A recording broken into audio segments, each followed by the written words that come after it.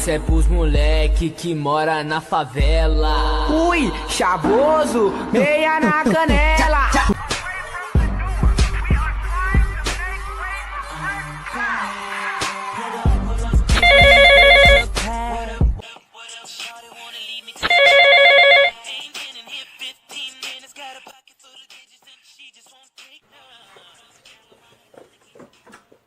Pronto?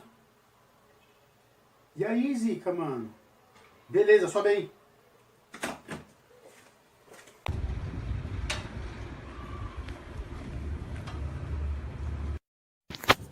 Salve, Theo. Entrando. E aí, Zica, irmão? Suave? Senta aí. Ô, Theo, vou sentar assim, mano. Cê é louco. Parça, você lembra aquela gringa que eu falei pra você que tava vindo pro Brasil, que nós tava desenrolando umas ideias? Mano, fui ver ela hoje. Cê é louco, velho. Que mina gata. Lógico que eu lembro dela, pô. Você não parava de falar dela, cê é louco? Só que, parça, mano, tô mó frustradão, velho. Você não sabe o que aconteceu. Nós tava desenrolando umas ideias em inglês, tal, isso e aquilo. Você acredita que de vez em quando me dava uns brancos e eu não sabia o que falar? Mano, cê é louco, que raiva, velho. E, mano, você quer descrever alguma coisa, você quer falar algo, só que você não consegue. Nossa, que raiva. Mano, eu sei como você se sentia, é mó chato. Ainda mais nós que tá aprendendo inglês. Bro, relaxa, eu aprendi um método que a gente usa quando a gente tá numa conversa com uma pessoa fluente que nunca mais você vai ficar sem saber o que falar. É muito top, eu vou te ensinar, relaxa. Sério mesmo, mano? Você me ensina? Porque, mano, que situação ruim. Eu não quero nunca mais passar por isso. Cê é louco. Well, guys, I hope you like my new studio with the color purple or maybe pink, whatever. And that guy is Homer. We are brothers for a long time. Let me ask a question, guys. Has this ever happened to you? You want a conversation and suddenly you don't have the specific word you need.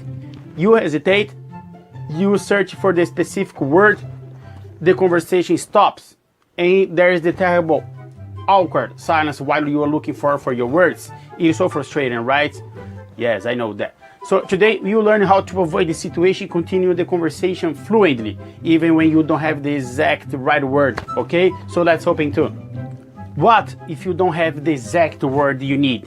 Here are 3 ways to continue the conversation fluently, you know? So use funny words. I call them funny words because they sound funny. Yes, but they are actually very common expression the native speakers use, you know. In fact, if you use them, people might be so impressed that they don't notice that you didn't have the precise word you are missing. So win the situation, you know. So these are words like thingamajig, or another one, whatchamacallit, or perhaps the most common thingy.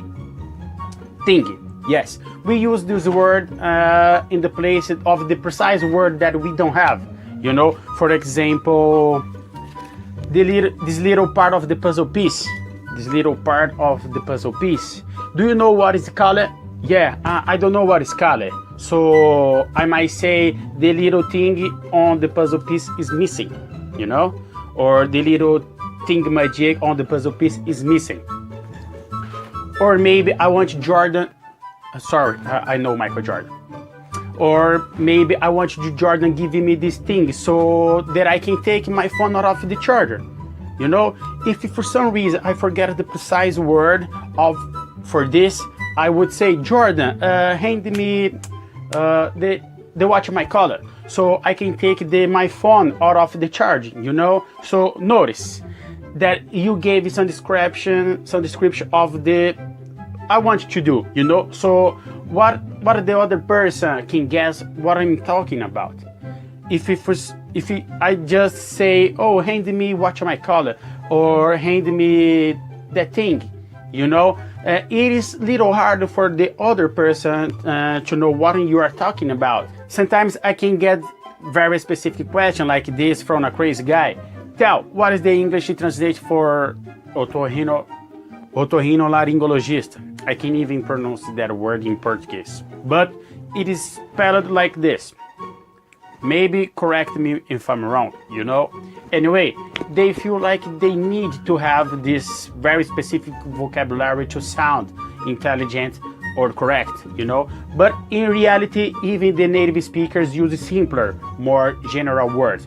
For example, what is the exact translation for otorhinolaryngologist? In English, it is otorhinolaryngologist. Good luck with this pronunciation. I can't do it. But even for the American, it's hard, you know? So they use more general words: ear, nose, and throat doctor. Ear, nose, and throat doctor. Simpler, easier, and just as effective, you know? Another example. Let's talk about food. Maybe you have one word in English to designate the example of forks, knife, and spoon. In English, we do two.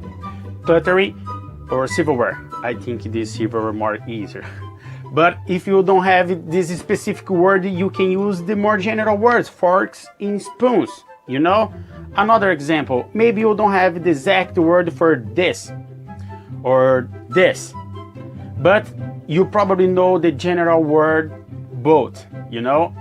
It is less precise, yes, but it allows you continue the conversation fluently. In my humble opinion, it is better than silence, you know? Let's take those last examples. You want to tell your American friend about your last weekend, where you went to the beach and you went on a boat. In your head, you are thinking of this type of boat, but you don't have the precise word for it, so you can describe it.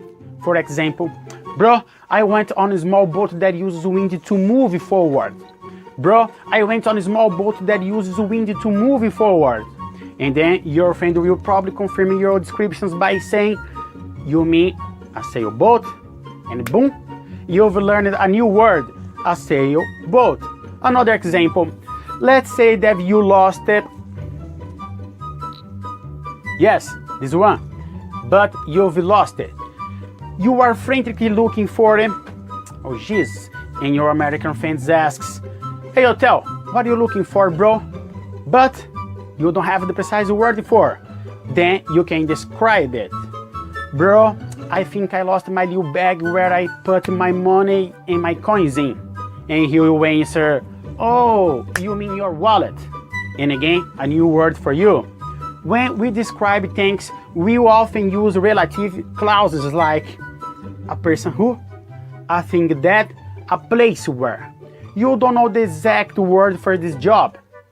So you could describe it as a person who sells fruits and vegetables at a market. A person who sells fruit and vegetables at a market. Maybe you don't know the exact word for this object. You could say, that thing that opens wine bottles. That thing that opens wine bottles. If you don't have the word for this place, then you can say, a place where I have a lot of stores, you go shopping. The place where you have a lot of stores and you go shopping. So you can use the vocabulary you already have to describe things you don't know the exact name for. It is the same technique the native speakers use, and being able to do this, it is a part of speaking fluent English, perhaps even more than knowing every single precise vocabulary word. And about you guys, do you use any of these techniques in your conversations? Did you know words like thingamajig, whatchamacallit, and thingy before you watched this video? Tell me your stories here in the comments below so that we can all learn from you, so that you can practice using all these techniques in your real conversations. Well, basically that's it, guys. Thanks a lot for coming here to watch my second video on my YouTube channel. I'm very happy to see you here. And don't forget to subscribe here, hit the bell below, and share this video in all places. Please, I count on y'all. And I see you next time, and positive things always, guys.